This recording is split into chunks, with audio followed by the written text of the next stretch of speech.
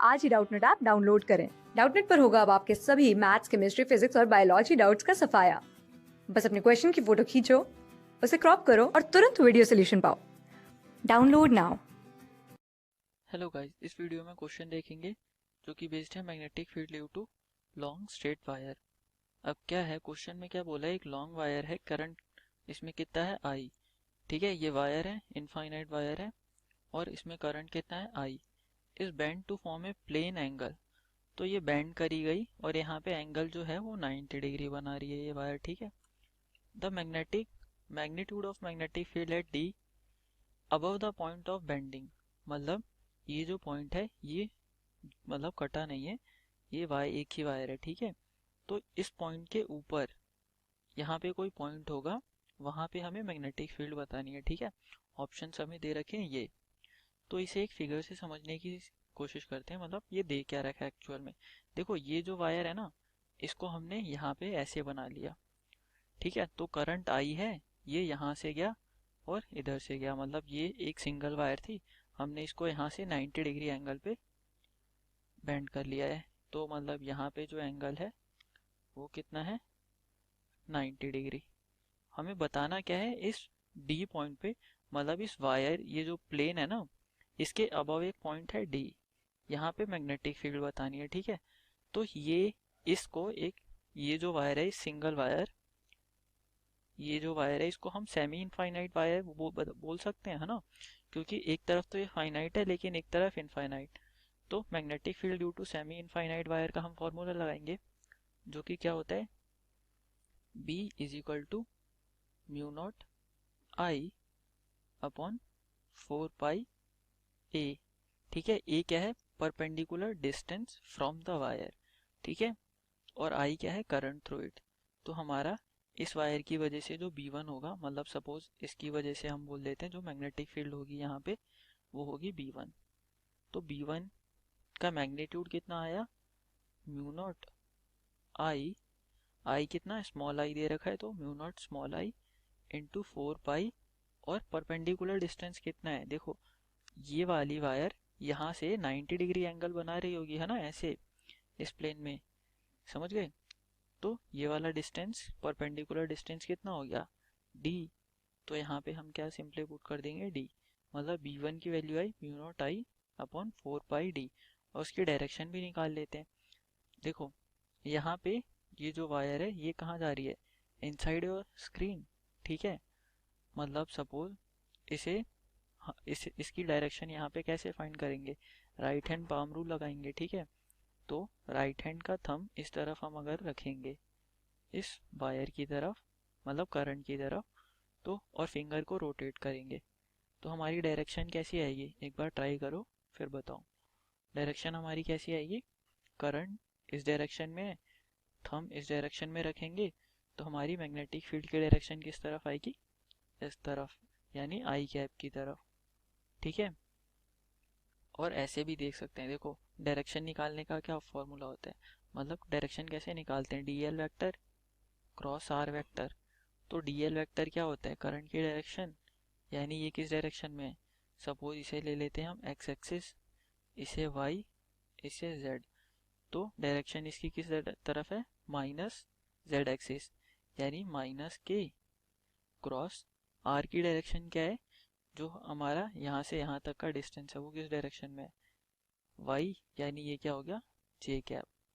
ठीक है, तो के कैप इंटू जे कैप क्या होता है, देखो कैसे निकालते हैं, ये सर ऐसे बना लेते हैं आई जे के। ठीक है, अगर हमें क्लॉकवाइज आना पड़े, क्या करते हैं, के क्रॉस जे, एंटी क्लॉकवाइज आना पड़ रहा है। ठीक है, तो क्या करते हैं, अगर एंटी क्लॉकवाइज आते हैं तो इन दोनों को छोड़ के ये वाला लिख लेते हैं। ठीक है, और माइनस का साइन लगाते हैं।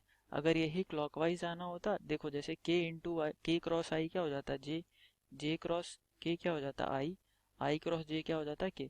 लेकिन हम एंटी क्लॉकवाइज आ रहे हैं, ये तो क्लॉकवाइज की बात थी, एंटी क्लॉकवाइज में के क्रॉस जे हो जाता तो वो क्या हो जाता है, माइनस आई, और जे क्रॉस आई क्या हो जाता, माइनस के। ठीक है, तो ये माइनस, मतलब के क्रॉस जे सिंपली अभी क्या हो जाएगा, के क्रॉस जे माइनस आई हो जाएगा, क्योंकि एंटी क्लॉकवाइज आ रहे हैं। तो माइनस ये पहले से था और ये हो गया माइनस आई कैप। ठीक है, यानी आई कैप हो जाएगी। तो यहाँ से भी हमारी जो डायरेक्शन आ रही है आई कैप, समझ गए, मतलब इस वायर की वजह से जो मैग्नेटिक फील्ड की डायरेक्शन होगी वो इस डायरेक्शन में होगी। तो इसे लिख देते हैं, ये होगी B1 आई कैप। B2 निकाल लेते हैं, B2 यानी इस वायर की वजह से, इस वायर की वजह से सपोज यहाँ मैग्नेटिक फील्ड बन रही है, उसको बोल देते हैं हम B2। तो देखो इसमें भी ये भी सेमी इनफाइनाइट वायर है, यहाँ पे तो फाइनाइट है, यहाँ पे इनफाइनाइट है, तो B2 की वैल्यू निकाल लेंगे। B2 क्या हो जाएगा, म्यू नॉट आई अपॉन 4 पाई। अब यहाँ डिस्टेंस क्या है, यहाँ से मतलब इस वायर से इसका परपेंडिकुलर डिस्टेंस क्या है, ये देखो ये वाला परपेंडिकुलर डिस्टेंस है इस वायर से, तो इसकी वैल्यू कितनी है D, तो वो रख देंगे D। अब B2 की डायरेक्शन भी हमें निकालनी है, तो वही राइट हैंड पाम रूल लगाएंगे, डायरेक्शन किस तरफ आ जाएगी, देखो फिंगर करंट की डायरेक्शन में रखो, और सॉरी थंब को करंट की डायरेक्शन में रखो और फिंगर को रोटेट करो, तो ये किस तरफ आ जाएगी, पॉजिटिव z एक्सिस, ठीक है, समझ गए।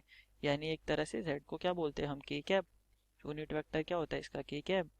और यहाँ इस फॉर मतलब इससे हम इसकी डायरेक्शन निकाल के देख लेते हैं। देखो करंट की डायरेक्शन हम क्या लेते हैं, dl की डायरेक्शन, जो भी करंट की डायरेक्शन होती है वो dl की डायरेक्शन लेते हैं, तो ये क्या हो जाएगा I क्रॉस, और हमारा r वेक्टर किस डायरेक्शन में है, r वेक्टर तो y डायरेक्शन में, यानी I क्रॉस j। तो I क्रॉस j क्या हो जाएगा, देखो I क्रॉस j, बच क्या गया k, और गए कैसे क्लॉकवाइज, तो ये क्या हो गया k कैप, ठीक है, k कैप। और यहाँ से भी हमारा पाम रूल से भी क्या आया था, k कैप। तो इन दोनों के बीच में देखो ध्यान से एंगल कितना बन रहा है, 90 डिग्री। जहाँ देखो, और ये एक बात और कि B1 की वैल्यू हमारी mu not I upon 4 pi D है, B2 की value mu not I upon 4 pi D. तो सपोज इसको हम किसके इक्वल ले लेते हैं, B के इक्वल, ये B, क्योंकि दोनों की वैल्यू सेम है, ठीक है। अब इन दोनों के बीच में एंगल कितना बन रहा है, B1 और B2 के बीच में कितना एंगल बन रहा है, 90 डिग्री। तो हम सिंपली क्या कर देंगे, वेक्टर सम कर देंगे। अब वेक्टर सम क्या होता है फॉर्मूला उसका, सपोज आर नेट यानी रिजल्टेंट जो भी होता है वो क्या होता है, A square plus B square plus 2ab cos theta, ठीक है। ए स्क्वायर मतलब पहला B1 वेक्टर हो गया हमारा, ये सारी वेक्टर क्वांटिटीज हैं, ठीक है। और बी क्या हो गया हमारा B2 vector, 2ab cos theta, theta यहाँ क्या होता है, ए और बी के बीच का एंगल। तो यहाँ देखो B1 की डायरेक्शन है वो ये है, B1 की डायरेक्शन ये है, और B2 की डायरेक्शन k कैप है। दोनों के I और k के बीच में कितना एंगल बनता है, 90 डिग्री। तो इस फॉर्मूले में अगर हम cos थीटा 90 पुट करें तो cos 90 की वैल्यू कितनी होती है, 0, तो ये हो जाएगा हमारा 0। तो हमारा बी नेट कितना आ जाएगा, जो बी नेट है वो B1 का स्क्वायर, ए वेक्टर हमारा क्या है B1 का स्क्वायर, बी वेक्टर क्या है B2 का स्क्वायर, और ये वाली टर्म होगा 0। तो ये एक तरह से क्या आया, रूट मतलब √2 बी स्क्वायर, ठीक है। अब बी स्क्वायर तो बाहर आ जाएगा, ये क्या हो जाएगा b इंटू √2, और b की हमारी वैल्यू क्या है, b की वैल्यू क्या है mu not I upon 4 pi D, तो वो हम पुट कर देते हैं। तो mu not I upon 4 pi D into √2, तो हमारा आंसर आया ये। अब इस आंसर को मैच कर लेते हैं ऑप्शन से, ठीक है। तो ऑप्शन हमारे क्या दे रखे हैं, ये √2 mu not I upon 4 pi D, और हमारा क्या आया mu not I √2 4 pi D, ठीक है। मतलब option A is correct, second option गलत है, थर्ड ऑप्शन भी गलत है, ये मतलब हमारा ए ऑप्शन इज करेक्ट, ठीक है। Thank you guys for watching this video.